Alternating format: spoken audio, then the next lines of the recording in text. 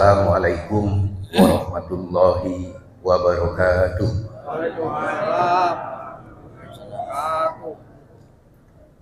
Innal hamdalillah nahmaduhu wa nasta'inu wa nastaghfiruh wa na'udzu billahi min shururi anfusina wa sayyiati a'malina. May yahdihillahu fala mudhillalah wa may yudhlilhu fala hadiyalah. Asyhadu an la ilaha illallah wa asyhadu anna Muhammadan abduhu wa rasuluh la nabiyya ba'da. Allahumma sholli ala sayyidina Muhammadin wa ala alihi wa sahbihi wa barik wa sallim ajma'in. Amma ba'du. Pertama-tama mari kita panjatkan puji syukur kehadirat Allah Subhanahu wa taala yang sudah melimpahkan rahmat dan nikmatnya kepada kita semua, terutama nikmat sehat, nikmat iman, sehingga kita masih diberikan kesempatan untuk hadir dalam rangka menimba ilmu agama pada malam hari ini. Mudah-mudahan langkah bapak-bapak, ibu-ibu semua menuju kajian bulanan di Masjid Al-Ikhlas ini mendapat barokah dari Allah Subhanahu wa taala. Amin. Selanjutnya, sholawat dan salam mari kita haturkan kepada junjungan Nabi besar kita, Nabi Muhammad sallallahu alaihi wasallam, beserta keluarga, sahabat dan para pengikutnya yang istiqomah menjalankan sunnahnya. Mudah-mudahan kita semua bagian dari orang-orang yang selalu mengikuti sunnahnya, dan mudah-mudahan kita mendapat syafaat di yaumil akhir nanti. Amin ya Allah ya rabbal alamin. Yang kami hormati Ustadz kita yang kita undang, Bapak Dr. Haji Suheri Mukti. Alhamdulillah beliau telah hadir bersama kita di sini tadi salat Isya berjamaah. Yang kami hormati sesepuh ala guru-guru kami, para ustadz, ustazah, dan bapak-bapak, ibu-ibu, serta adik-adik yang pada malam hari ini hadir pada kajian bulanan di Masjid Al-Ikhlas. Pada kesempatan ini kami mewakili panitia, yaitu Majelis Taklim RT 6 dan RT 7 yang menjadi panitia pada malam hari ini untuk kajian bulanan. Insya Allah mudah-mudahan kajian kita pada malam hari ini bisa berjalan dengan baik dan lancar. Untuk itu mari sama-sama kita buka kajian kita pada malam hari ini dengan membaca surat Al-Fatihah, wa ala daniyah wa ala kulli niyatin sholihah. Al-Fatihah. A'udzubillahi minasyaitonir rajim. Bismillahirrahmanirrahim. Alhamdulillahirabbil alamin. Arrahmanirrahim. Maliki yaumiddin. Iyyaka na'budu wa iyyaka nasta'in. Ihdinas siratal mustaqim. Siratal ladzina an'amta 'alaihim ghairil maghdubi 'alaihim waladdallin. Amin. Berikut adalah susunan acara pada malam hari ini. Adalah yang pertama adalah pembukaan. Selanjutnya nanti akan ada tilawah yang akan dilantunkan oleh Ustadz kita, Ustadz Maulana, dan tentunya nanti langsung kita, sebelum masuk ke dalam kajian nanti ada sambutan yang disampaikan oleh salah satu pengurus DKM Al-Ikhlas, dan materi inti insya Allah akan diisi oleh guru kita Bapak Ustadz Dr. Haji Suheri Mukti MPDI. Untuk itu mari kita dengarkan tilawah yang akan dilantunkan oleh Ustadz kita, Ustadz Maulana. Waktu dan tempatnya kami persilakan.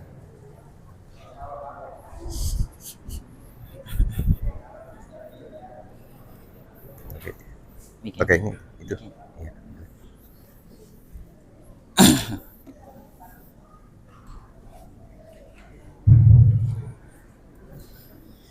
Assalamualaikum. Assalamualaikum warahmatullahi wabarakatuh. Waalaikumsalam.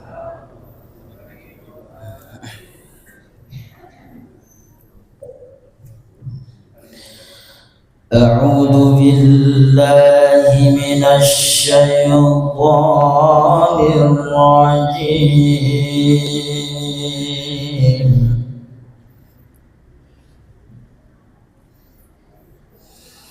بسم الله الرحمن الرحيم.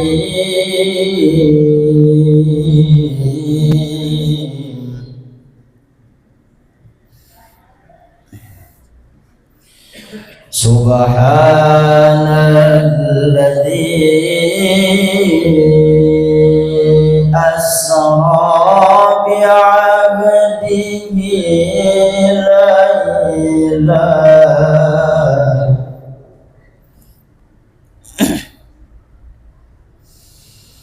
ليلا من المسجد الحرام إلى المسجد الأقصى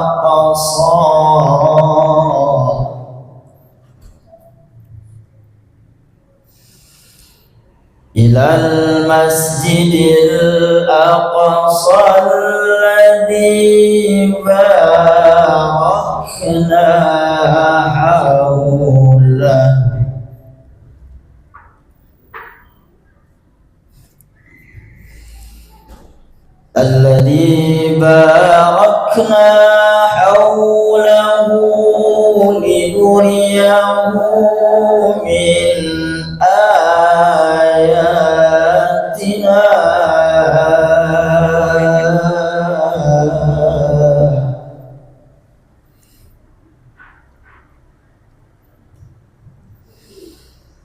إنه هو السميع البصير.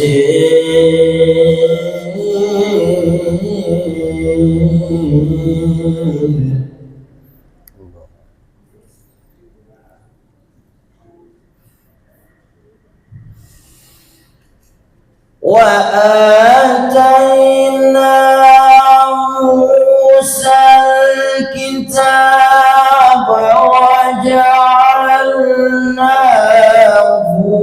هدى لبني إسرائيل.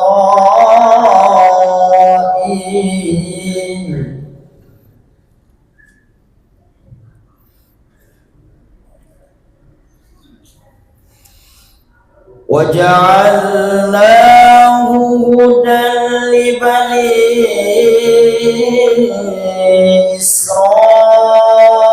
إسرائيل ألا تتخذوا من دوني وكيلا.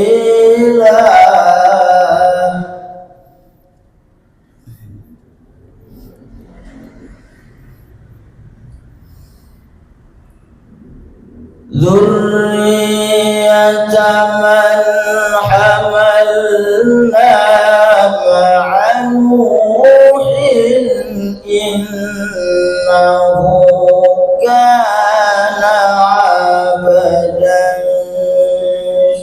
شكورا.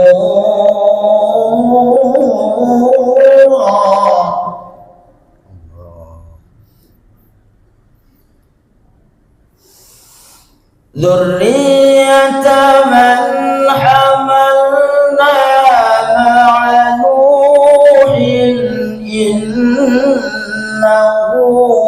كان عبدا شكورا.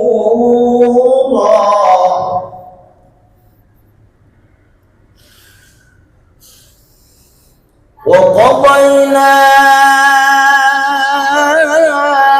إلى بني إسرائيل في الكتاب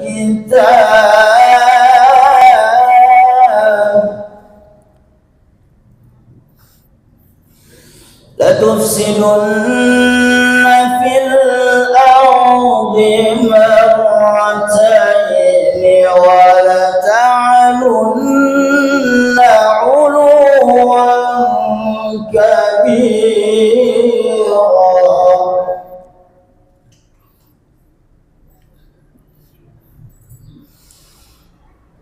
فإذا جاء وعد أولاهما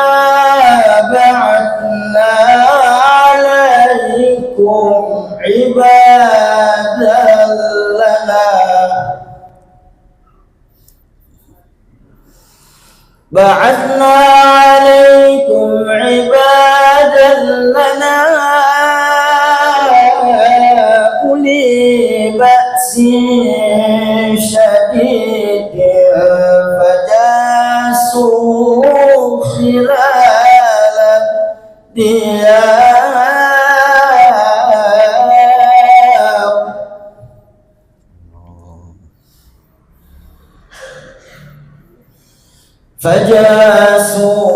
خلال الديار وكان وعدا مفعولا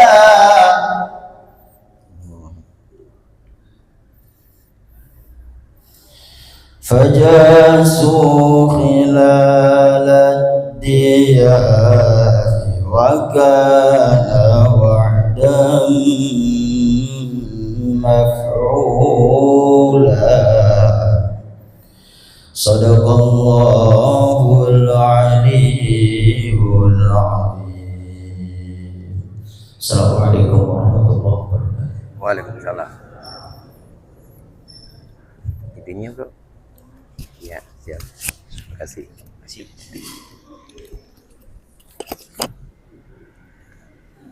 Alhamdulillah, jazakallahu khairan katsira kepada Ustaz Maulana.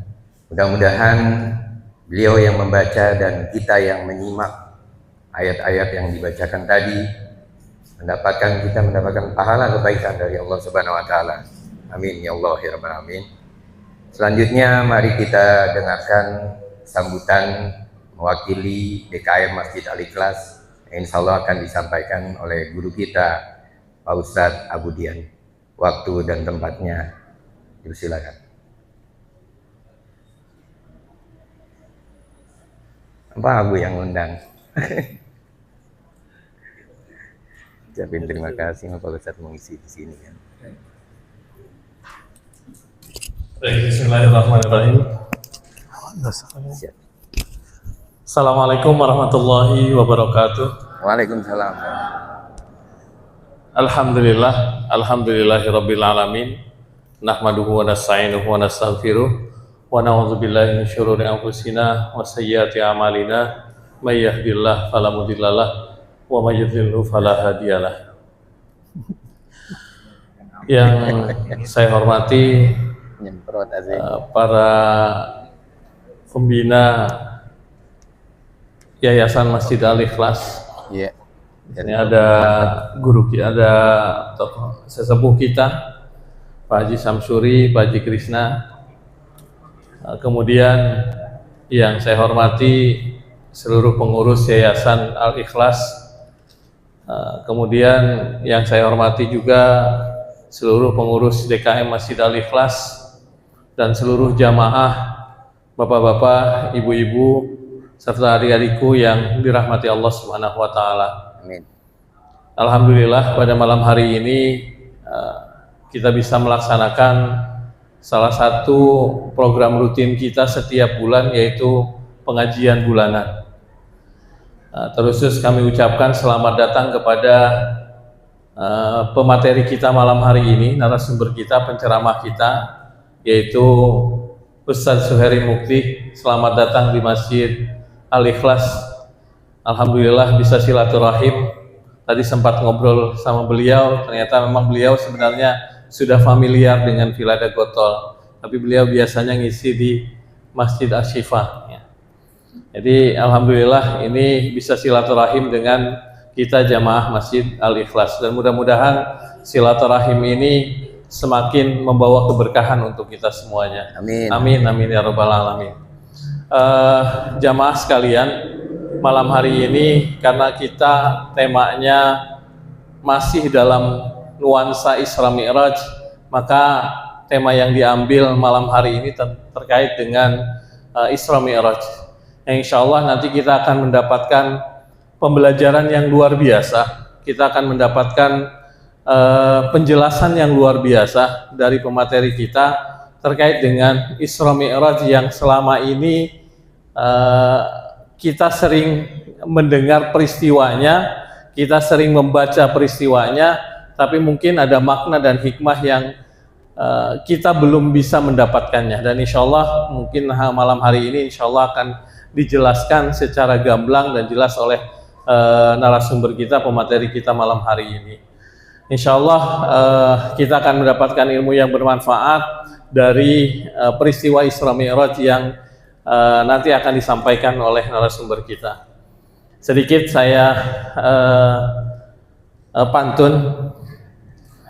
Cakep.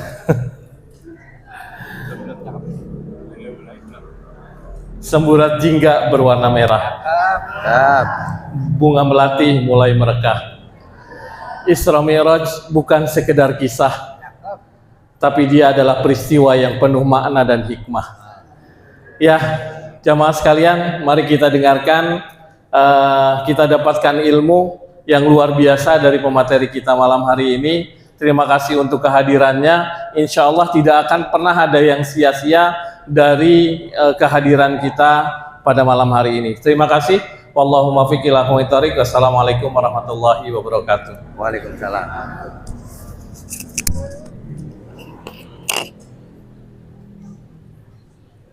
Baik, terima kasih Pak Ustadz Abu Dian atas sambutannya. Selanjutnya sebelum narasumber kita, Pak Ustadz kita naik untuk menyampaikan materi, mohon izin saya membacakan sedikit profilnya ya Pak Ustadz ya, supaya jamaah bisa paham gitu. Nama Dr. Haji Suheri Mukti MPDI, lahir Tangerang 10 Februari 1977, jadi asli orang Tangerang ya Pak Ustadz ya. Alamat itu di Komplek Pajak Jurang Mangu, Pondok Aren, masih di daerah Tangsel. Beliau bekerja atau saat ini mengajar sebagai dosen di PKN STAN. Selanjutnya beliau juga mengajar sebagai dosen di STAI Al-Amanah Al-Gontori. Selanjutnya beliau juga dosen di STMKG. Sekolah apa ya Pak Ustadz STMKG? Taunya STMJ. Sekolah teknologi ya. Oh nanti minta tolong dijelasin aja. Lalu beliau istrinya adalah Ibu Ida Mayani SPDI. Beliau punya anak 3 orang. Selanjutnya beliau juga lulusan Pondok Pesantren Al Asirotus Sapiiyah, Kebayoran Baru, Jakarta Selatan. Lulus tahun 1996. Lalu beliau juga sarjananya dari UIN Syarif Hidayatullah. S2-nya Institut PTIQ Jakarta, lulus tahun 2012 dan mendapat gelar doktornya S3 di Institut PTIQ Jakarta, lulus tahun 2022. Moto hidupnya adalah kewajibanmu lebih banyak dari waktumu. Nanti mungkin Pak Ustadz bisa bagi-bagi sharing ya kepada kita semuanya. Baik, itu saja yang profil yang dapat saya sampaikan. Mari kita dengarkan Ustadz kita untuk menyampaikan kajian kita pada malam hari ini. Waktu dan tempatnya dipersilakan. Tafadhol.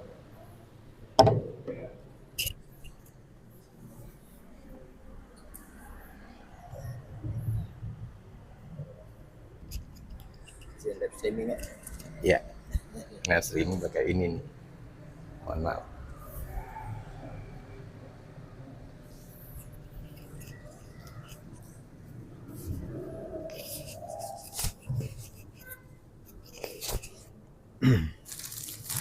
Bapak pegang mic apa pakai ini Pak? Mic aja.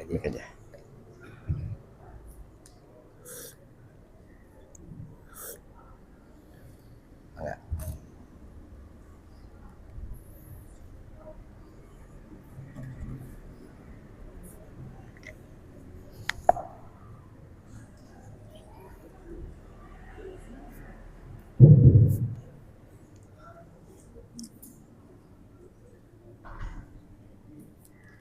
Assalamualaikum warahmatullahi wabarakatuh.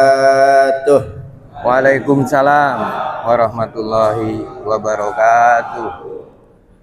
Kue talam di samping opak. Cakep. Jawab salam belum pada kompak. Siap. Saya ulangi. Assalamualaikum warahmatullahi wabarakatuh. Waalaikumsalam warahmatullahi wabarakatuh.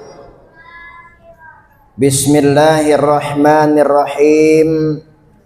Alhamdulillahilladzi an'ama alaina bi ni'matil imani wal islam wa khassana bi syari'ati sayyidina Muhammadin sallallahu alaihi wasallam khairil anam. Asyhadu an la ilaha illallah wahdahu la syarikalah al-karimul mannan wa asyhadu anna sayyidana Muhammadan abduhu wa rasuluh dzawil fadli wal irfan. Allahumma salli wa sallim wa barik ala sayyidina Muhammadin wa ala alihi wa ashabihi ajma'in, amma ba'du. Faqad qala Allah ta'ala fi kitabihil karim wa huwa asdaqul qailin. A'udzu billahi minasy syaithanir rajim. Bismillahirrahmanirrahim. Subhanalladzi asra bi 'abdihi lailan minal masjidil harami ilal masjidil aqsa alladzi barakna haulahu linuriyahu min ayatina innahu huwas samiul basir. Shadaqallahul azim. Hadratal mukarramin, para alimil ulama, para asatidah, wabil khusus yang sama-sama kita hormati Ketua DKM Masjid Al-Ikhlas Bapak Haji Yusuf Shah yang katanya saat ini sedang umroh ya, kalau nggak salah ya, betul. Yang sama-sama kita muliakan Bapak Haji Syamsuri selaku pembina Yayasan Masjid Al-Ikhlas. Yang sama-sama kita hormati pula Bapak Haji Krishna selaku pengawas Yayasan Masjid Al-Ikhlas. Dan sama-sama kita hormati pula Ketua Bidang Dakwah Al-Ustadz Dian Abu Sufyan, serta bapak-bapak, ibu-ibu, hadirin wal hadirat, muslimin wal muslimat, jamaah yang dimuliakan Allah Subhanahu wa ta'ala. Alhamdulillah, kita bersyukur atas nikmat yang dilimpahkan oleh Allah Subhanahu wa ta'ala kepada kita, sehingga pada malam hari ini alhamdulillah kita bisa hadir berkumpul di masjid yang kita cintai ini dalam rangka pengajian bulanan, barangkali sekaligus peringatan Isra Mi'rajnya Nabi besar Muhammad sallallahu alaihi wasallam. Salawat dan salam semoga tetap tercurah kepada junjungan kita baginda Nabi besar Muhammad sallallahu alaihi wasallam, kepada keluarga, sahabat, dan juga kepada seluruh pengikutnya yang istiqomah, insya Allah termasuk kita di dalamnya. Amin ya rabbal alamin. Ibu bapak jamaah yang dimuliakan Allah Subhanahu wa ta'ala, bicara soal Isra dan Mi'raj ini tidak luput dari perkara keimanan, karena Isra Mi'raj ini memang sebuah peristiwa yang tidak bisa dipahami oleh akal. enggak bisa diterima oleh nalar, tapi hanya bisa diterima oleh iman.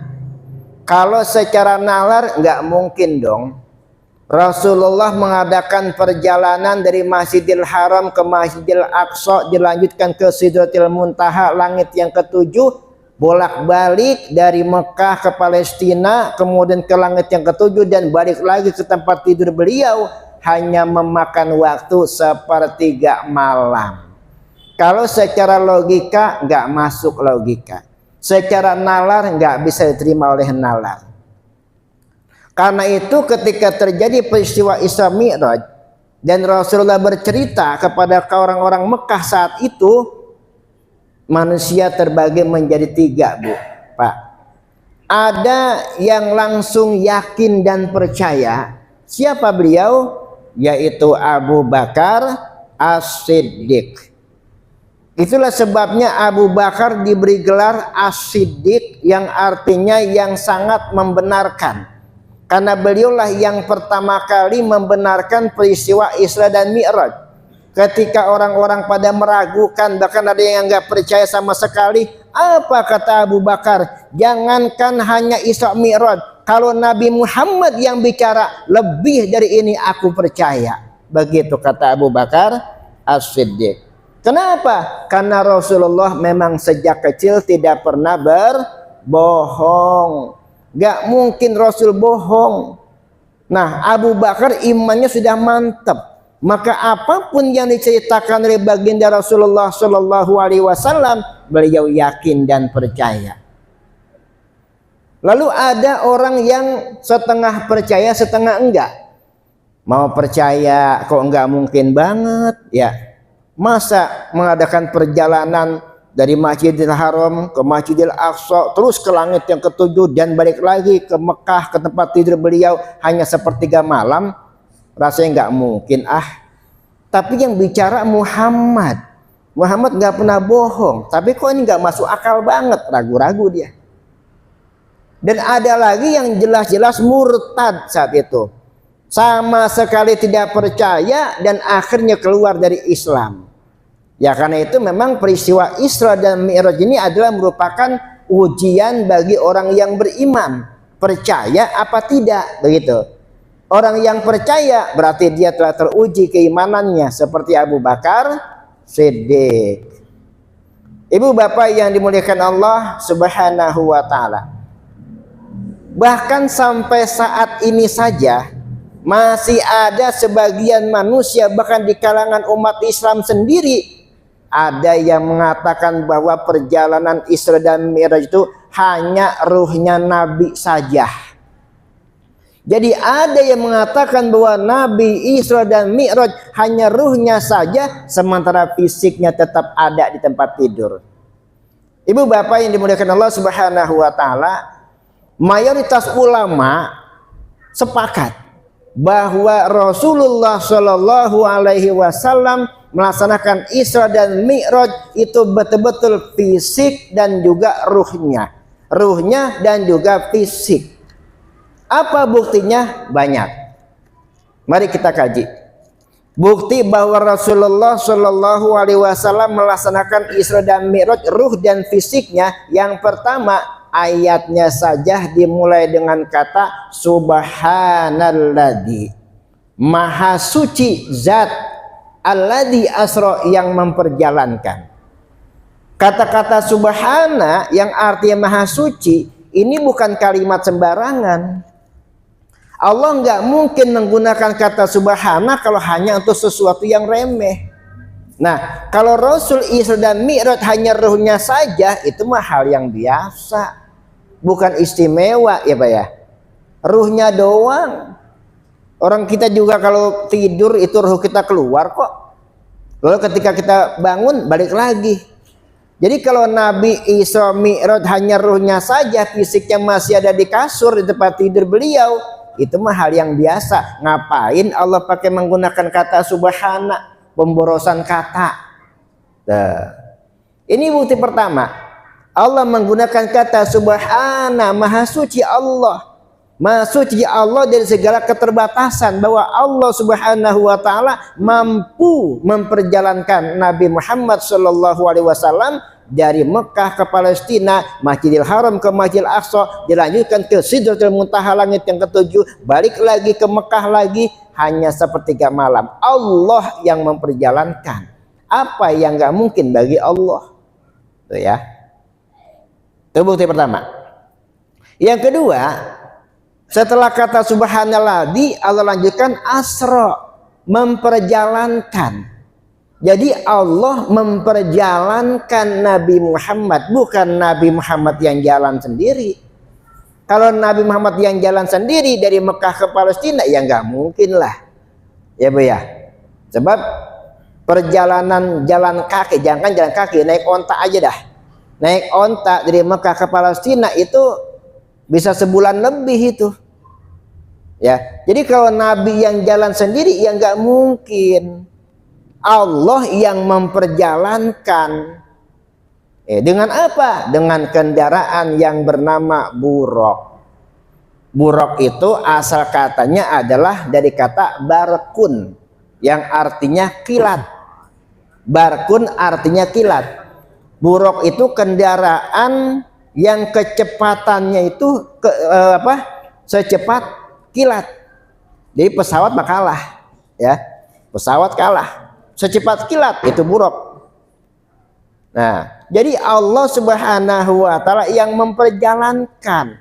Jadi kalau Allah yang memperjalankan, apa yang tidak mungkin bagi Allah? Begitu logikanya. Yang ketiga, bukti bahwa Rasul Isra dan Mi'raj itu meliputi ruh dan jasadnya adalah penggunaan kata abd dalam ayat tadi. Subhanalladzi asra bi'abdihi, ada kata abd di situ yang artinya hamba. Maha suci Allah, zat yang telah memperjalankan hambanya dari pada suatu malam dari Masjidil Haram ke Masjidil Aqsa dan seterusnya.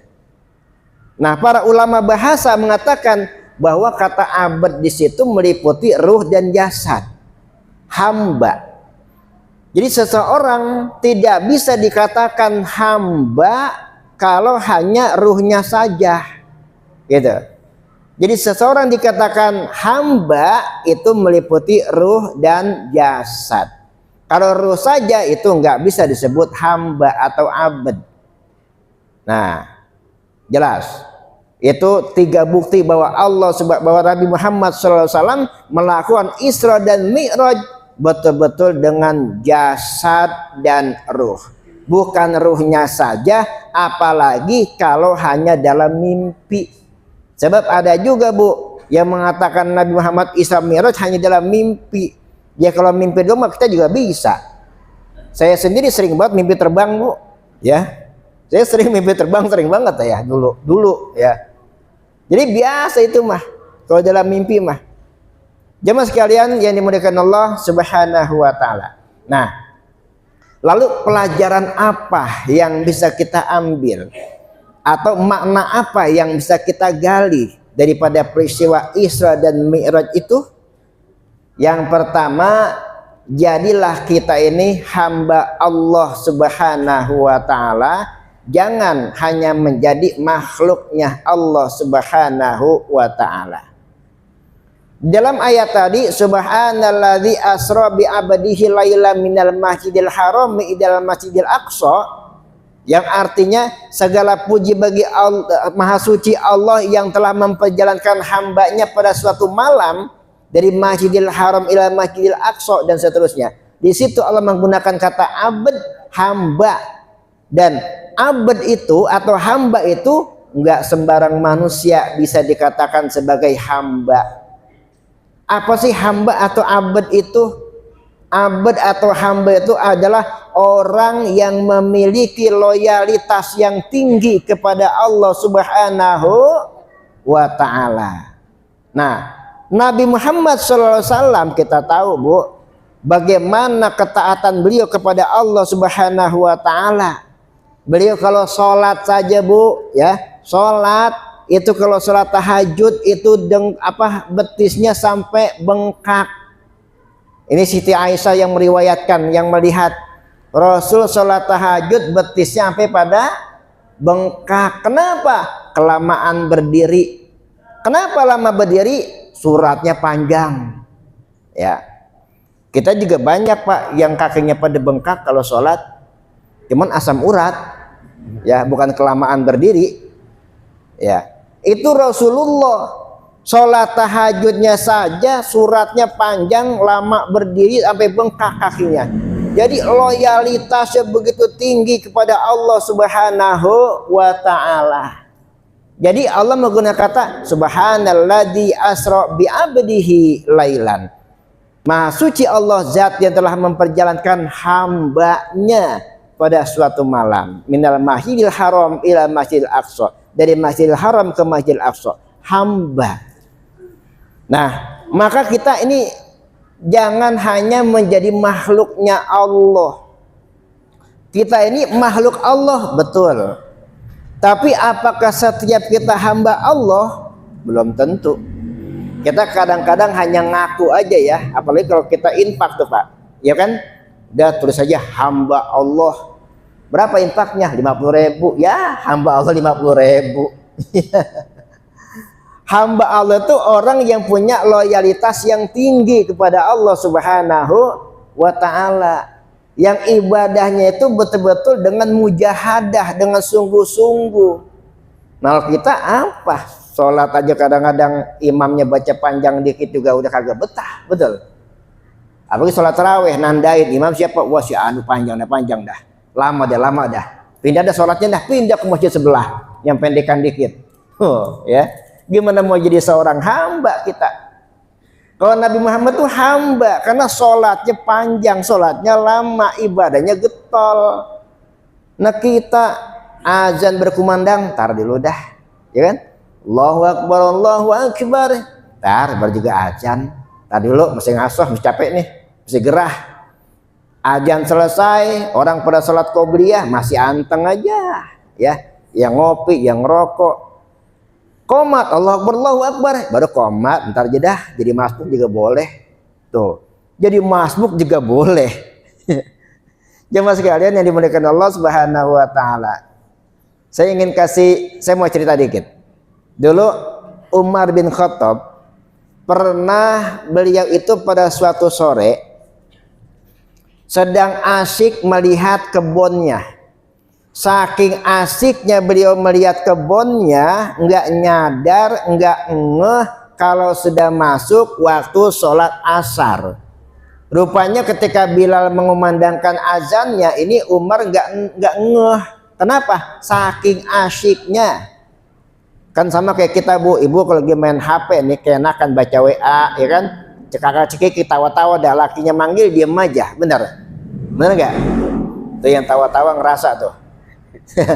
Nah Umar khilaf saat itu, saking asyiknya ngelihat kebunnya ada suara azan nggak ngeh. Baru beliau sadar setelah sholat sudah dimulai. Akhirnya beliau buru-buru ke Masjid Nabawi saat itu. Beliau sholat jadi masbuk ketinggalan 1 rakaat. Apa yang beliau lakukan? Setelah selesai sholat, beliau menghadap Rasulullah. Ya Rasul, celaka saya ya Rasul. Kenapa Mar? Ya mar-mar aja dah ngomongnya dah sahabat ini. Ya, saya terlambat 1 rakaat ya Rasul. Kenapa emang? Mana ente? Keenakan ngeliatin kebun. Tuh gara-gara kebun saya tuh saya jadi terlambat sholat, ketinggalan 1 rakaat tuh. Terus gimana? Karena gini aja dah, gara-gara dia tuh saya terlambat sholat. Mulai saat ini itu kebun saya infakkan buat umat Islam, buat biaya, buat dakwah. Tuh Bu, Pak. Umar bin Khattab ketinggalan 1 rakaat jadi masbuk gara-gara kasihkan ngeliatin kebun. Kebunnya diinfakin kepada Rasulullah buat kepentingan umat Islam. Jadi beliau mengikob dirinya gitu bahasanya. Kira-kira saya mau tanya Pak, kalau kita malam habis nonton Piala Dunia, umpama ya jam 2 kita bangun dan nonton Piala Dunia, lalu subuh kesiangan, kira-kira habis kita bangun kita infakin ke TV kita tuh, ya Kan gara-gara TV tuh jadi kesiangan sholat subuh. Kalau kita pengen dari Umar, kita infakin. Umar kebun loh, kita boro-boro kebun bu, ya. Kalau kebun semeter berapa? Ini kita TV, coba berani nggak kita infakin TV kita? Mana baru kredit lagi? Mana nonton TV? Mana udah lunas, baru kredit. Jemaah sekalian yang dimuliakan Allah Subhanahu wa taala. Inilah seorang hamba, ya. Seorang hamba itu orang yang ibadahnya penuh dengan mujahadah, sungguh-sungguh. Jadi dalam ibadah itu jangan sekedar menggugurkan kewajiban aja. Kita nih mohon maaf Pak, maaf banget dah ya. Kita nih sholat sunnah nih rajinnya kalau ke masjid doang. Bener, ya kan? Kalau ke masjid, masuk masjid sholat sunnah tahiyatul masjid. Azan berkumandang, habis azan sholat sunnah qobliyah. Habis qobliyah qomat sholat fardunya. Habis sholat fardunya sholat ba'diyah. Rajin banget di masjid mah. Di masjid. Coba sholat johor di rumah. Di rumah sholat johor coba. Tawa-tawa aja nih. Ya sejohor-johornya 4 rakaat. Boro-boro qobliyah, boro-boro ba'diyah. Tuh ukuran kita. Gimana mau jadi hamba? Makanya saya punya istilah gini bu. Orang yang cuma ibadah wajib saja tanpa melaksanakan ibadah sunnah itu seperti orang dagang cuman balik modal. Paham? Orang yang ibadahnya cuman menggugurkan kewajiban doang, cuman ibadah-ibadah yang wajib doang tanpa melaksanakan yang sunnah, itu kayak orang dagang cuman balik modal. Kira-kira kalau dagang balik modal enak kagak? Enak gak? Wah, capek. Apalagi pedagang kayak dorong-dorong gerobak udah capek, mana tanjakan lagi. Begitu dagangan habis cuman modal doang balik, untung kagak, ya rugi. Kan bahasa orang dagang begitu bu. Jangan kan balik modal, untung sedikit aja dibilang rugi. Rugi dagang hari ini nih, untung cuman dikit tuh. Untung cuman dikit dia bilang rugi, apalagi balik modal. Makanya Islam itu nggak mengenal seri, ya. Islam itu hanya mengajarkan agar kita itu selalu lebih baik lagi, jangan sama saja gitu. Jadi jangan sampai kita ini ibadah cuma sekedar menggugurkan kewajiban aja. Nih bu, dikit lagi kita mau Ramadan, betul? Ya kan? Kalau Ramadan getol banget ibadah. Yang nggak biasa ke masjid pada ke masjid, ya kan? Beli koko baru lagi, ya. Mau beli koko buat taraweh, beli sarung, beli peci buat taraweh. Semangat. Yang hataman juga nggak cukup sekali hatam, 2 kali hatam, 3 kali hatam, berlomba-lomba, masya Allah. Tapi coba selesai Ramadan, masihkah mempertahankan tilawah Al-Qur'annya? Masihkah mempertahankan sholat sunnahnya? Masihkah mempertahankan puasa sunnahnya? Boro-boro. Yang ada habis Ramadan masjid kembali sepi. Yang ada habis Ramadan Quran kembali ditutup. Yang ada setelah Ramadan pada kagak puasa lagi. Mana bekasnya? Ini namanya kita ini cuma jadi hamba Ramadan, bukan hamba Allah. Ya kan? Ulama mengajarkan kunu robaniyin wala takunu ramadaniyin. Jadilah kalian hamba-hamba Allah, jangan jadi hamba Ramadan. Siapa itu hamba Allah? Orang yang ibadahnya kapan dan di mana saja, itu hamba Allah. Tapi kalau semangat ibadahnya cuma di bulan Ramadan saja, setelah Ramadan kembali kendor lagi semangatnya, itu namanya hamba Ramadan. Tuh. Ya, sholat sunnahnya kita rajinnya cuma di bulan Ramadan. Baca Qur'annya cuma di bulan Ramadan. Puasanya cuma di bulan Ramadan. Mana coba Senin Kemisnya? Boro-boro ayamul bid kali. Ya, 3 hari berturut-turut setiap pertengahan bulan Hijriah. Senin Kemis juga susah banget. Ada aja alasannya. Capek lah, kerja lah, apalah. Ya. Mana bekas Ramadannya? Jamaah sekalian yang dimuliakan Allah Subhanahu wa taala. Jadi seorang hamba itu orang yang ibadahnya penuh dengan mujahadah. orang yang taatnya luar biasa kepada Allah, bukan cuma sekedar formalitas, ya. Nah, ini pelajaran pertama yang kita ambil daripada Isra Mi'raj, menjadi hamba Allah. Nah, lalu yang disebut hamba itu cirinya bagaimana? Nah, ini nih, penting nih. Ciri-ciri seorang hamba. Pertama, seorang hamba itu tauhidnya lurus. Tauhidnya lurus, itu hamba Allah. Jadi seorang hamba Allah itu orang yang tidak pernah menyekutukan Allah Subhanahu wa taala. Kalau kita menyekutukan Allah, berarti kita hamba togut.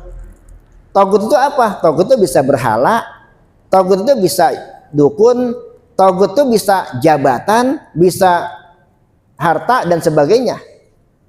Nah, orang yang menjadi hamba Allah itu tauhidnya lurus.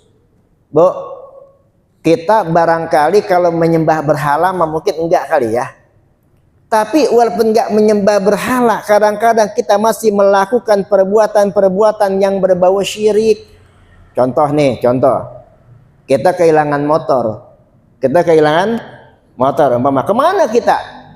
Ke dukun. Nanya siapa yang nyolong motor saya. Apa kata dukun? Oh, ini yang nyolong orang dekat. Ya iyalah, pasti orang dekat yang nyolong. Kalau jauh gimana nyolongnya? Ya kan? Lari ke dukun, minta tolong sama dukun, tolong kembaliin motor saya hilang. Ya Allah ya Rabb. Quran mengajarkan iyyaka na'budu wa iyyaka nasta'in. Hanya kepada Engkau ya Allah kami beribadah, dan hanya kepada Engkau pula kami mohon pertolongan. Ini kita sholat menyembah Allah, tapi minta pertolongannya kepada dukun. Ini namanya iyyaka na'budu wa dukun nasta'in.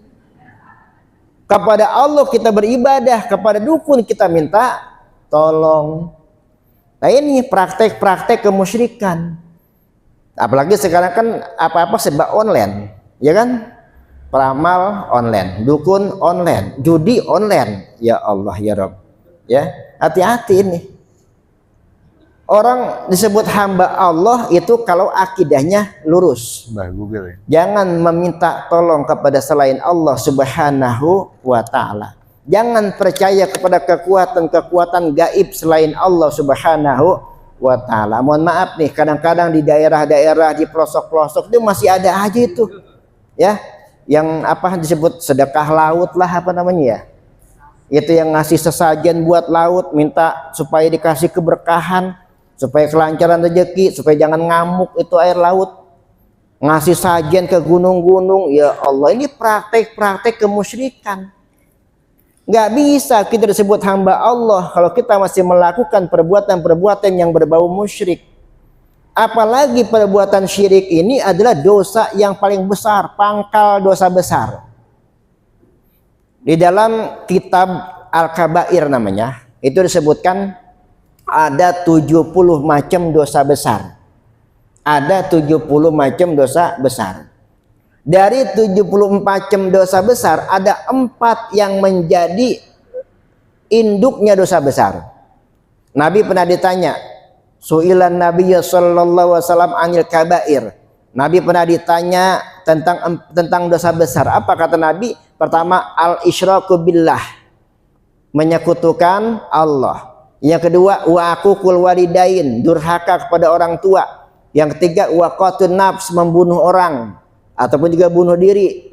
Dan yang keempat, wa qaulul zur, bersaksi palsu dalam persidangan. Nah, dari 4 induk dosa besar ada lagi yang paling induk. Yang pertama, al-isyraku billah, menyekutukan Allah Subhanahu wa taala. Nah, kadang-kadang nih kita nih apa ya? Kalaupun kita enggak ngasih sajen, kalaupun kita enggak minta-minta ke gunung ke laut, kadang-kadang kita melakukan perbuatan musyrik, syirik-syirik kecil. Apa misalnya nih? Misalnya kalau kita sakit ya. Ini saya gara-gara obat ini saya jadi sembuh nih. Nah, hati-hati tuh. Gara-gara minum obat ini saya jadi sembuh. Ini syirik kecil ini. Seolah-olah obat itulah yang menyembuhkan penyakitnya, padahal apa? Yang menyembuhkan penyakit kita tidak lain adalah Allah Subhanahu wa ta'ala. Harusnya kita bilangnya bagaimana? Alhamdulillah, dengan wasilah obat ini Allah menyembuhkan penyakit saya. Gitu mestinya. Hati-hati tuh, kadang-kadang ucapan-ucapan kayak gitu itu menjerumuskan kita kepada perbuatan syirik. Baik ya.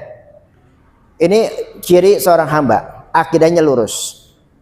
Yang kedua, seorang hamba itu cirinya adalah ibadahnya ikhlas. Jadi di samping penuh mujahadah juga ikhlas. Apa sih ikhlas? Ikhlas itu artinya murni. Murni. Ini di depan saya ada air murni nih Bu nih. Ada air ikhlas. Karena yang ngasih juga ikhlas juga. Air putih. Ini belum tercampur dengan kopi. Belum tercampur dengan teh, masih ikhlas dia, masih murni tuh. Ya kan? Tapi di sebelahnya lagi ini air nggak ikhlas. Karena ngasihnya terpaksa karena saya minta tadi. Air kopi. Ini udah nggak ikhlas nih, udah nggak murni nih, ya, karena tercampur dengan kopi. Nah, ibadah kita yang tercampur dengan niat-niat yang lain selain Allah itu ibadah yang tidak ikhlas, ibadah yang tidak murni.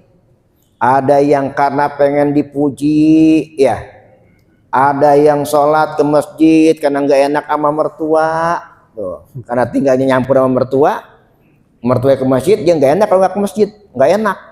Karena nggak enak aja udah nggak ikhlas itu, ya. Nah, jadi seorang hamba Allah itu ibadahnya ikhlas.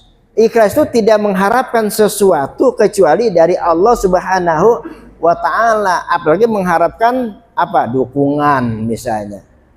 Ini kadang-kadang kalau lagi musim-musim kampanye nih, ya, banyak dermawan-dermawan dadakan, ya, banyak dermawan-dermawan dadakan yang nyalon jadi anggota dewan, datang ke pengajian, nyumbang 5 juta. Apa ujung-ujungnya? Jangan lupa ya, Ada yang nyumbang karpet ke masjid, ujung-ujungnya apa? Jangan lupa ya. Begitu nggak dipilih, dia nggak dapat jadi anggota dewan, karpetnya diminta lagi. Ada yang kayak begitu. Allahu Akbar. Ya, ini orang yang nggak ikhlas. Nggak bisa disebut hamba Allah orang yang nggak ikhlas itu. Pada Quran mengajarkan wa ma umiru illa liya'budullaha mukhlishina lahud-dina hunafa. Kita ini tidaklah diperintahkan oleh Allah kecuali untuk beribadah kepadanya dengan ikhlas, karena agama adalah miliknya. Jadi ikhlas dalam beribadah.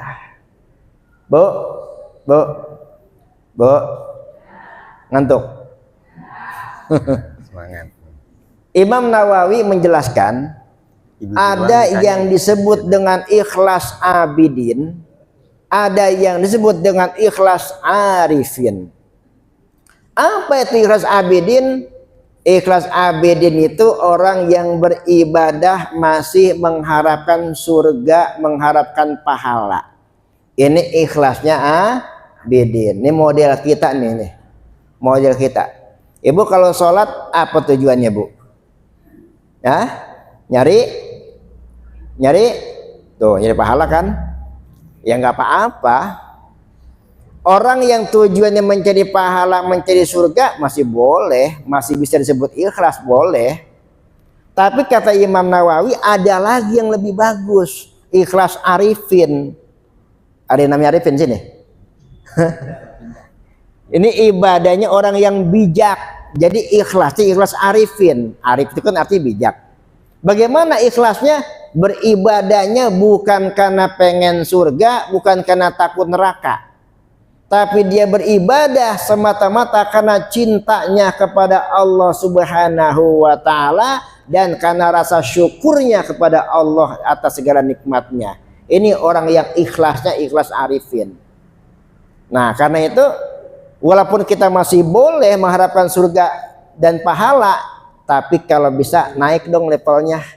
Ibadah kita enggak usah lagi mikirin surga, enggak usah lagi mikirin pahala, tapi bagaimana kita mengungkapkan rasa syukur kita kepada Allah Subhanahu wa ta'ala dengan ibadah yang maksimal. Itu mestinya. Ini ada lagi nih, Bu, konsep mahabbah. Kenal dengan yang namanya Rabi'ah al-Adawiyah? Kenal nggak, Pak? Woi, kenal nggak? Rabi'ah Al-Adawiyah, pernah dengar nggak namanya? Pernah dengar nggak namanya? Pernah? Kapan? Barusan. Rabi'ah Al-Adawiyah itu mantan penari erotis. Mantan penari erotis, orangnya cakep, semok, demplon, denok, apalagi ya. Ya pokoknya luar biasa dah. Sehingga banyak penggemarnya itu. Suatu ketika beliau bertaubat kepada Allah Subhanahu wa taala. Dan beliau menempuh jalan sufi. Beliau belajar kepada seorang syekh, enggak tinggal di kota lagi, tinggalnya di kampung, bahkan di hutan. Ya, beliau menjadi seorang sufi dari kalangan wanita, namanya Sufiyah. Kalau laki namanya sufi, kalau perempuan sufiyah. Setelah beliau belajar tasawuf, beliau punya konsep ibadah yang namanya mahabbah.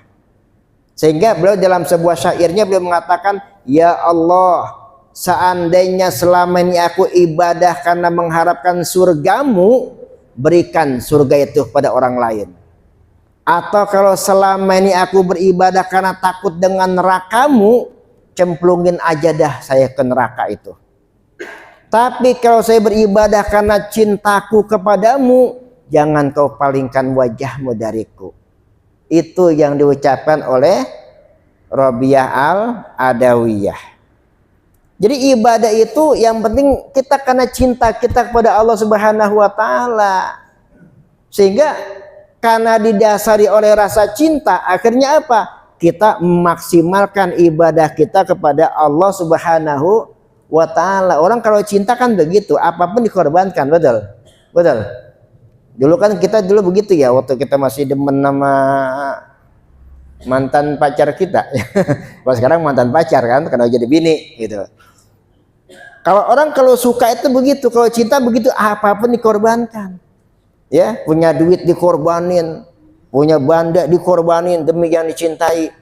Atau termasuk kita cinta kepada keluarga kita, kepada anak-anak kita, kita korbankan semua. Anak kita mau kuliah, kita jual mobil, jual motor, segala macam dah. Yang penting anak kita bisa kuliah karena cinta. Karena cinta maka kita berkorban. Dulu Nabi Ibrahim alaihissalam juga begitu. Karena cintanya kepada Allah Subhanahu wa taala, anaknya pun dikorbankan. Betul. Nabi Ibrahim tuh anaknya pun dikorbankan hanya demi membuktikan cintanya kepada Allah Subhanahu wa ta'ala. Cuma karena Allah hanya mengujinya saja, maka akhirnya Allah mengganti Nabi Ismail dengan seekor domba. Dan Nabi Ismail pun nggak jadi disembelih karena nggak mempan pisaunya. Nah, begitu kalau orang cinta kepada Allah, ibadahnya jadi maksimal, mujahadah. Sehingga apapun dikorbankan, sehingga dia memberikan yang terbaik untuk yang dicintainya. Memberikan yang terbaik untuk yang dicintainya. Itu kalau orang ibadahnya karena atas dasar cinta kepada Allah.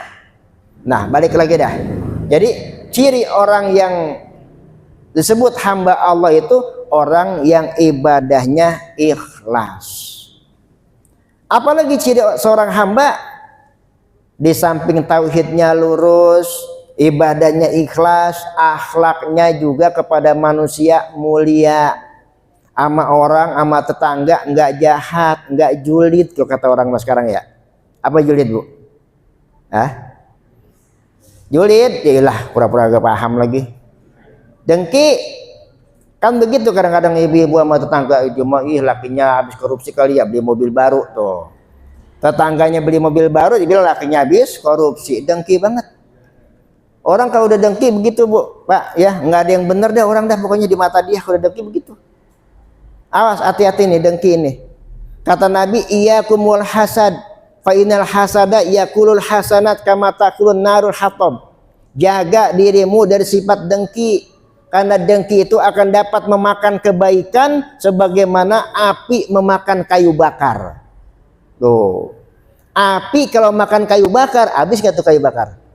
Habis, tinggal abu doang. Kalau besi barangkali dibakar cuman marong doang kali ya. Tapi kalau kayu bakar dibakar habis jadi abu. Nah, itulah orang kalau punya sifat dengki, sebanyak apapun amalannya, walaupun tahajud tiap malam, puasa Senin Kemis, baca Quran 1 juz 1 hari, haji berkali-kali, umroh apalagi tiap bulan umpama gitu, tapi dengki sama orang lain, awas, semua pahalanya habis dalam seketika. Hati-hati tuh dengki itu mah enak ya. Maka jangan dengki. Kalau tetangga lagi dapat musibah dapat nikmat, bersyukur kita.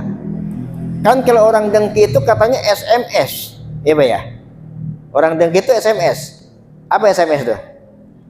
Susah melihat orang senang, atau senang melihat orang susah. Tuh SMS tuh, dengki. Susah melihat orang senang. Kalau orang dapat nikmat, gedeg aja bawaannya. Tahu gedeg? Gedeg tahu gak gedeg? Itu yang makanan Jogja. Oh gudeg ya. Benci ya, bawaannya benci aja dah. Orang kalau udah hasad begitu, bawaannya benci aja benci. Lalu tetangganya naik jabatan, dia yang pusing ya. Tetangganya punya mobil, dia yang ribut. Ntar tetangganya kawin lagi, pingsan kali. Nggak ada senang-senangnya. Bahkan Nabi mengajarkan kalau tetangga kita dapat nikmat, terus kita bertahniah, ucapkan selamat, turut bersyukur begitu. Alhamdulillah tetangga beli mobil, siapa tahu tak kalau saya perlu saya bisa minjem. Nah begitu ya, jangan malah disumpahin. Tetangga beli mobil baru disumpahin bertabrakan. Nah, orang kalau didengki kan begitu, pengennya nikmat yang didapat orang lain tuh musnah gitu kan. Itu dengki. Nah, jadi seorang hamba Allah itu akhlaknya baik, akhlaknya mulia kepada siapa saja, kepada tetangga, pada orang tua apalagi dah. Ya, akhlak anak kepada orang tua. Anak itu memang wajib berbakti, menghormati orang tuanya. Kenapa? Karena ridha Allah terletak pada ridha orang tua. Ridha Allah fi ridhal walidain, wa sukhtullah fi sukhtil walidain. Ridha Allah ada pada ridha orang tua, dan kemurkaan Allah juga tergantung kemurkaan orang tua. Awas, jaga akhlak kita sama orang tua. Kalau dipanggil sama orang tua, nyamperin. Orang tua nyuruh datang, jangan sok sibuk. Kita kan begitu. Aduh maaf Pak, Bu, saya sibuk ini banyak kerjaan. Orang tuanya perlu, padahal ya Allah ya Rabbi. Padahal dia sukses dari siapa sih? Dia sukses dari orang tuanya. Orang tuanya setengah mati, banting tulang nyari duit buat nyekolahin anak sampai anak jadi sukses. Sekarang udah sukses dipanggil susah banget. Disuruh nganterin orang tuanya berobat aja susah banget. Sok sibuk, saya kerja, saya bisnis sebagainya. Allahu Akbar. Bu. Mesti punya orang tua. Sayangin ya, mumpung masih ada orang tua. Kalau dari sekarang kita nggak sayang orang tua, nyesel nanti kita ya. Kalau kita pengen rezeki kita kayak raja, jadikan orang tua kita seperti raja, insya Allah. Rata-rata orang yang sukses Bu, itu karena dia berbakti sama orang tuanya tuh. Makanya birrul walidain ini ganjarannya ini kontan ya. Orang yang berbakti kepada orang tua, di samping dia itu mendapat pahala, juga dia itu mendapatkan kesuksesan hidup di dunia, berkah hidupnya. Begitu pula sebaliknya, kalau dia durhaka kepada orang tua, sebelum dia masuk neraka nanti di akhirat, di dunia pun diganjar dia, dibikin susah hidupnya. Makanya setiap orang yang durhaka pasti hancur hidupnya. Hati-hati. Nah, jamaah sekalian yang dimuliakan Allah Subhanahu wa taala. Makanya kata Nabi begini, birru abaakum tabirrukum abnaukum. Berbaktilah kepada orang tuamu, maka nanti anak-anakmu juga akan berbakti kepadamu. Tuh. Kita pengen kan anak-anak kita berbakti sama kita. Makanya kalau andai kata umpama anak kita bader banget gitu, diajarinnya susah banget, ngelawan.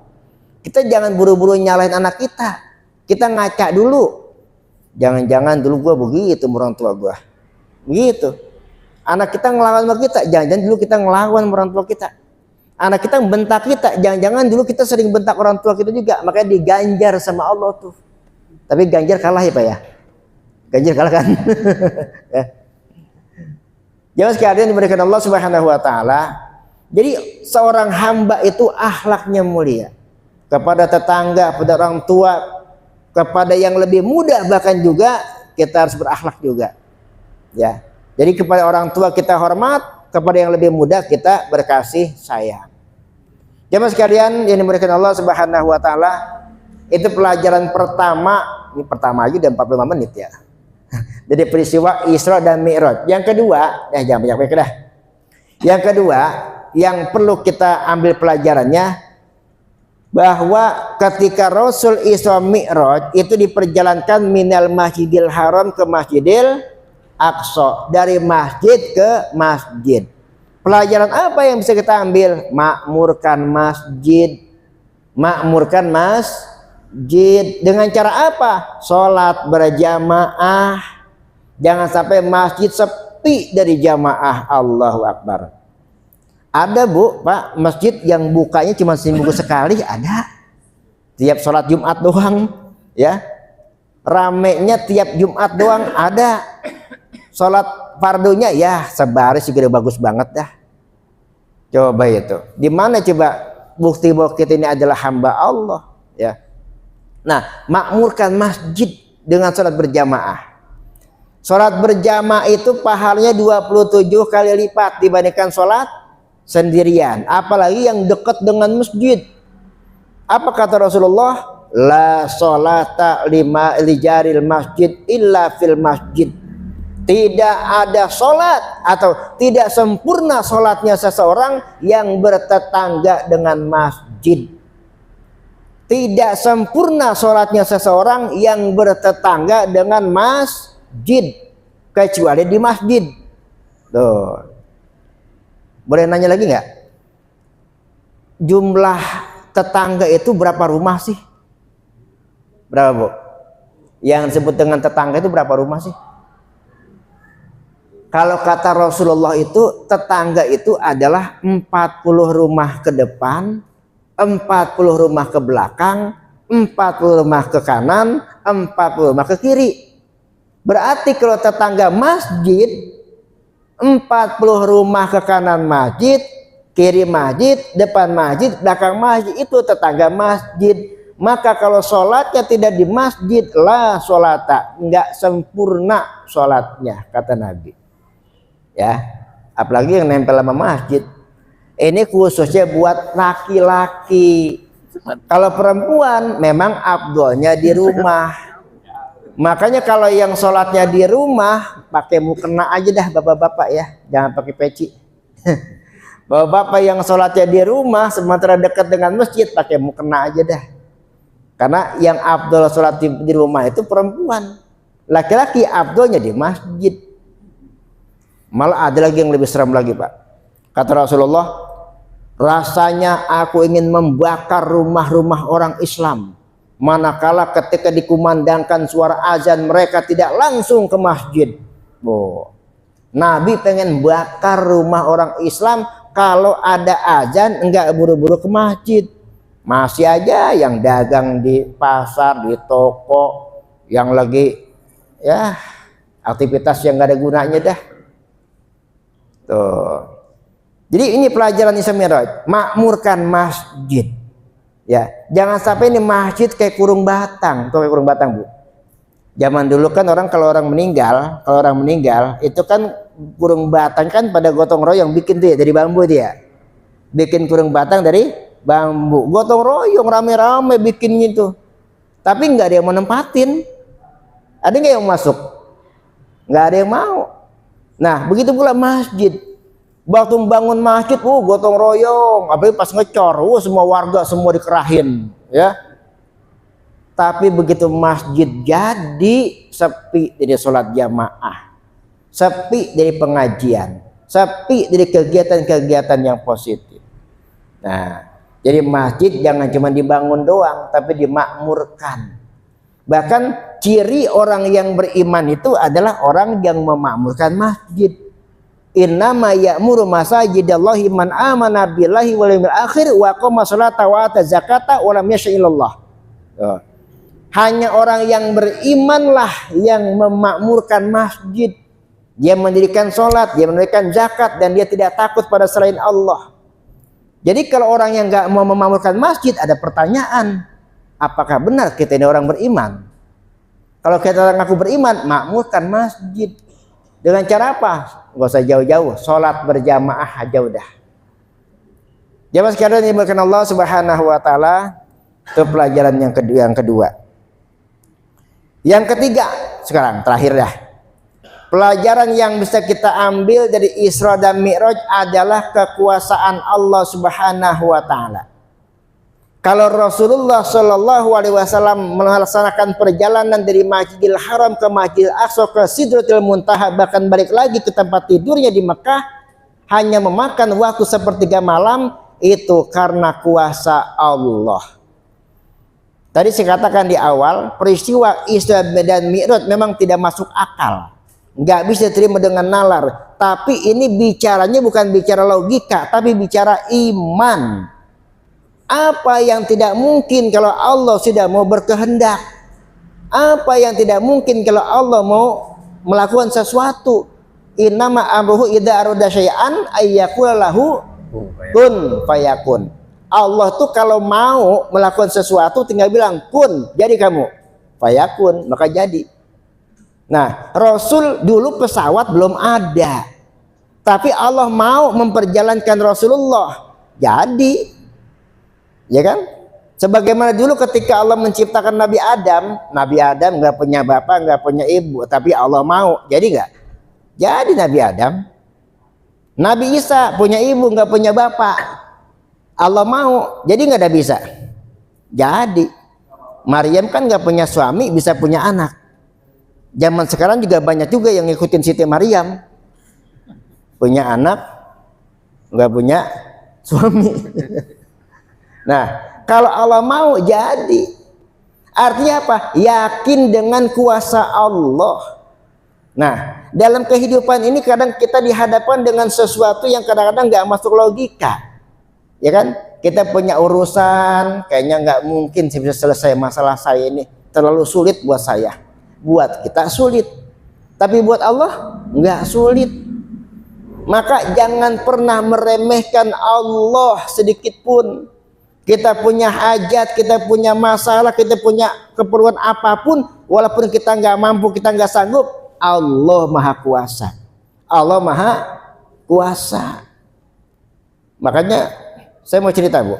Saya nih termasuk orang yang nekatan, ya. Saya termasuk orang yang nekatan. Saya selesai S3, saya bisa kuliah S3 jadi dokter bukan karena saya kaya, bukan karena saya punya duit, kagak. Saya tuh kagak gablek duit kalau kata orang Pondok Aren lah. Duit dari mana saya bisa kuliah S3? Saya nekat. Nekatnya saya itu kenapa? Bismillah, Allah pasti bantu saya. Tuh gitu. Allah pasti akan bantu saya. Selama jalan saya berada di jalan yang benar, saya menuntut ilmu, Allah pasti bantu saya. Alhamdulillah nemu baik rezeki. Ya ada yang bagilah, ada yang ngutangin lah. Ada jamaah saya minjemin duit, Bu, Pak. Saya nekat aja, bismillah Pak, mohon maaf, saya mau ujian sidang ini, mau ujian tertutup, bayarnya 25 juta, saya nggak punya duit ini, boleh nggak minjem dulu? Ya, boleh nggak minjem dulu? Alhamdulillah dapat 25 juta saya dikasih. Utang, saya niatnya ngutang. Setelah saya sidang nih, saya lapor, Pak, alhamdulillah saya udah lulus, udah jadi dokter. Udah selesai. Alhamdulillah. Ya udah, itu yang kemarin juga selesai juga. Maksudnya, ya udah nggak usah dibayar. Masya Allah, kagak usah dibayar, Bu. 25 juta. Tuh, kalau bukan Allah yang menggerakkan hati orang itu, siapa coba? Allah yang punya kuasa. Kita jangan berpikir, saya nggak mampu. Saya teman-teman saya, Bu, banyak yang pada berguguran itu. Ya karena faktor biaya lah biasa. Ya. Ada yang berebut biaya, ada karena anaknya kuliah, dia juga kuliah juga. Dia kuliah S3, anaknya juga kuliah juga. Akhirnya dia ngalah, ya. Saya juga sama, anak saya masuk Mesir. Anak saya mau masuk Mesir butuh biaya 15 juta. Saya mau sidang, lah coba itu. Ya. Kalau terang Betawi, lah coba itu. Ya. Anak butuh biaya 15 juta, saya 25 juta. Tapi bismillah saya mohon pada Allah, ya Allah kasih saya jalan. Kasih saya jalan, saya berjuang di jalan Engkau ya Allah. Alhamdulillah Allah bukakan hati orang kaya mau membantu saya. Tuh, kuasa Allah. Kuasa Allah. Maka jangan pernah meremehkan Allah. Allah tuh marah bu kalau diremehin, sama kayak kita. Kita kalau diremehin tersinggung nggak? Tersinggung nggak kalau kita diremehin? Tersinggung. Allah juga begitu. Allah tersinggung kalau diremehin. Maka jangan pernah meremehkan Allah sedikit pun. Makanya jadi orang beriman itu jangan cuma percaya adanya Allah aja, tapi percaya juga dengan kuasanya. Allah itu maha qadirun, maha kuasa. Ya. Walaupun menurut kita nggak mampu, tapi kalau Allah mau, mampu kita. Saya selama ini alhamdulillah ya, kuliah dari S2 saya kagak bayar, S3 ketemu aja rezekinya. S2 nggak bayar, alhamdulillah dapat beasiswa dari Kemenak. Ya, S3 nekat, tapi alhamdulillah ketemu juga rezekinya. Nah, maka kita harus yakin kepada Allah Subhanahu wa ta'ala. Jangan remehkan Allah Subhanahu wa ta'ala. Jamaah sekalian yang dimuliakan Allah Subhanahu wa ta'ala, kiranya ini saja yang dapat saya sampaikan. Semoga menjadi ilmu yang bermanfaat untuk kita. Semoga kita menjadi hamba-hambanya Allah Subhanahu wa ta'ala. Jangan cuma menjadi makhluknya Allah. Dan juga kita semakin semangat untuk memakmurkan masjid. Dan juga kita semakin yakin dengan kuasanya Allah Subhanahu wa ta'ala. Sekian, kurang lebih mohon maaf. Hadanallahu wa iyyakum ajma'in. Wassalamualaikum warahmatullahi wabarakatuh. Waalaikumsalam. Ada sesi tanya jawab. Oh ya. Baik, alhamdulillahirobbilalamin. Ya Allah kasiro pada Pak Ustadz yang sudah memberikan pencerahan kepada kita tentang makna dan hikmah dari peristiwa Isra Mi'raj. Tadi ada 3 ya. Selanjutnya kita akan memberikan waktu untuk bertanya ya kepada Pak Ustadz, baik dari ibu-ibu, bapak-bapak, untuk materi yang tadi dijelaskan. Kalau ada yang kurang jelas ataupun ada hal yang lain, nggak apa-apa, insya Allah Pak Ustadz akan bisa menjawab. Baik, berikan kesempatan pada Asia. Ustadz pakai ini ya? Ya Pak.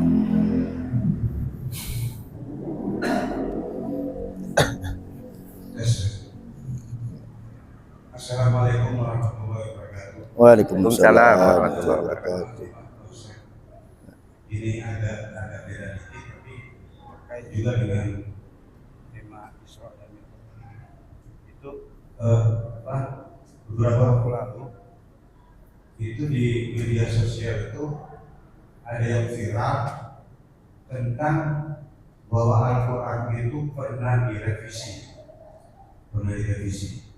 Jadi kita yakin bahwa sepengetahuan kita nggak mungkin, Ya. karena Al-Quran itu kalau mengkhawatirkan. Tapi ini viral dan anak-anak muda juga, netizennya juga mendukung gitu. Apa yang direvisi itu ya tentang ini. Subhanalladzi asra bi abdihi minal masjidil haram ila masjidil aqsa, itu sebenarnya menurut dia itu tidak ada. Gitu. Jadi ayat itu tidak ada.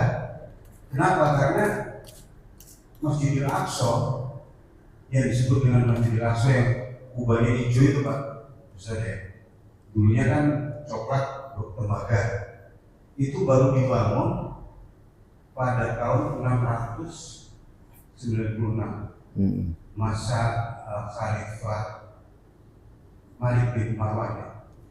Itu Daulah Umayyah. Jadi kenapa kemudian itu adalah 70 tahun setelah wafatnya Rasulullah kan?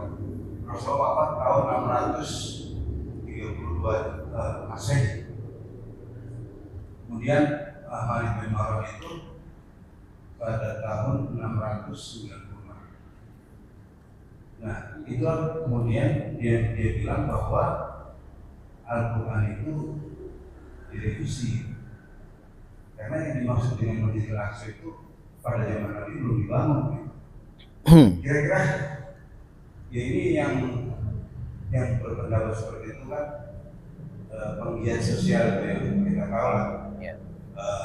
Yang mengaku Muslim tapi nyinyirin Ustaz juga iya, nyinyirin Mubarak juga iya, dan sekarang jadi pendukung Israel. Ya. Lebih jelasnya itu Abu Janda. Oh, itu yang bicara Abu Janda, yang bicara itu Abu Janda. Iya. Iya, paham. Kita tahu Pak, tapi Iya. saya khawatir itu kan karena netizen itu pada nggak ngerti jadi mendukung dia.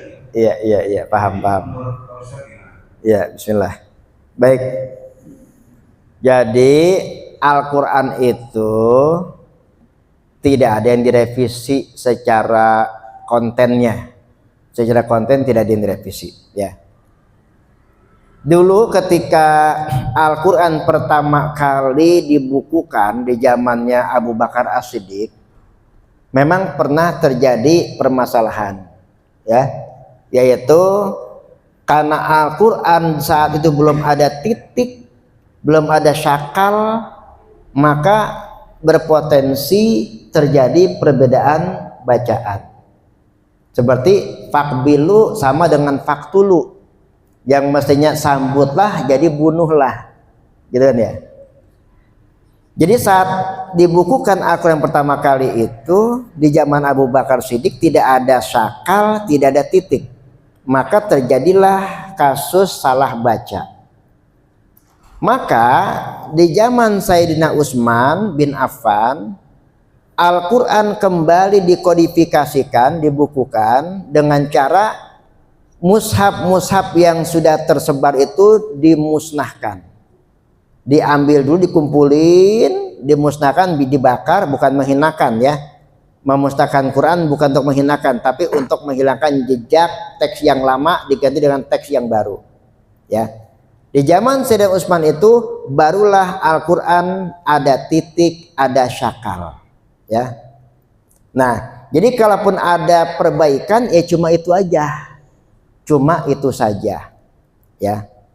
Lalu ada lagi yang disebut dengan, kalau dalam ulumul Quran disebut nasih wal mansuh, ya, nasah wal mansuh, ya. Ada ayat yang dihapus, itu bukan ayatnya yang dihapus, tapi hukumnya, hukumnya yang dihapus. Tetap ayatnya ada, tapi hukumnya tidak berlaku, diganti dengan wahyu yang turun selanjutnya. Contohnya seperti ayat yang menjelaskan tentang masa idah wanita yang ditinggal mati suaminya 1 tahun, itu diganti dengan ayat selanjutnya, yaitu 3 bulan 10 hari ya, kalau nggak salah gitu ya.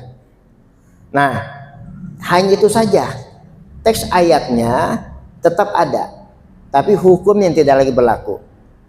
Dalam kasus subhanalladzi asra bi 'abdihi lailan minal masjidil haram dan seterusnya, itu sejak pertama kali diturunkan ayat tersebut enggak ada yang berubah, enggak ada yang berubah sama sekali.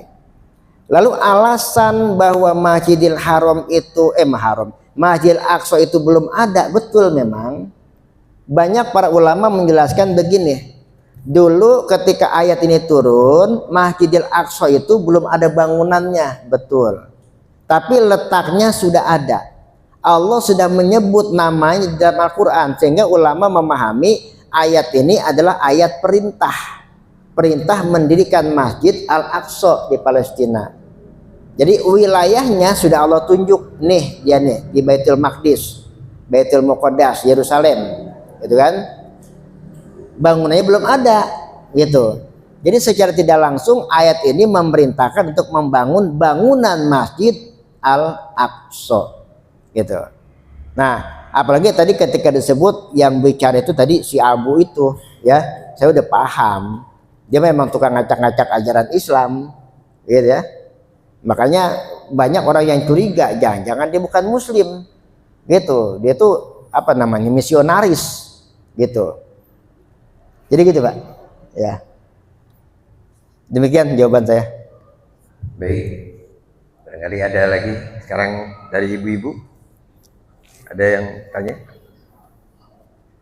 Kita berikan kesempatan. Ada Bu? Kalau nggak ada, Bapak-bapak, ada lagi? Tuh. Ada? Pak RW? Udah ngantuk kali. Cukup. Alhamdulillah. Baik.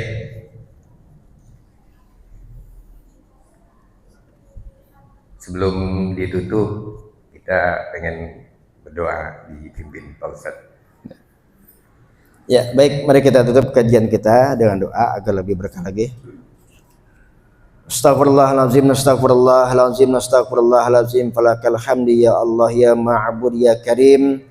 Wa sallim radhiyallahu tabaraka wa ta'ala an kulli sadatina wa an ashabi rasulillahi ajmain. Amin. Bismillahirrahmanirrahim. Alhamdulillahirabbil alamin. Hamdan yuwafi ni'amahu wa yukafi'u mazidah. Ya Rabbana lakal hamdu kama yanbaghi li jalali wa karimi wa azmi sultanik. Allahumma salli ala sayyidina Muhammad wa ala ali sayyidina Muhammad. Allahumma ja'al jam'ana hadza jam'an marhuma wa tafarraqana min ba'dihi tafarraqan masuma. Allahumma ja'al jam'ana hadza jam'an mashkura wa tafarraqana min ba'dihi tafarraqan maghfura. Allahumma zidna uluman nafi'ah warzuqna fahman wa amalan shalihan mutaqabbala. Allahumma ja'alna muqimas shalah. Allahumma ja'alna muqimas shalah. Allahumma barik lana fi Sya'ban wa balighna Ramadan. Rabbana taqabbal minna innaka antas samiul alim wa tub alaina innaka antat tawwabur rahim.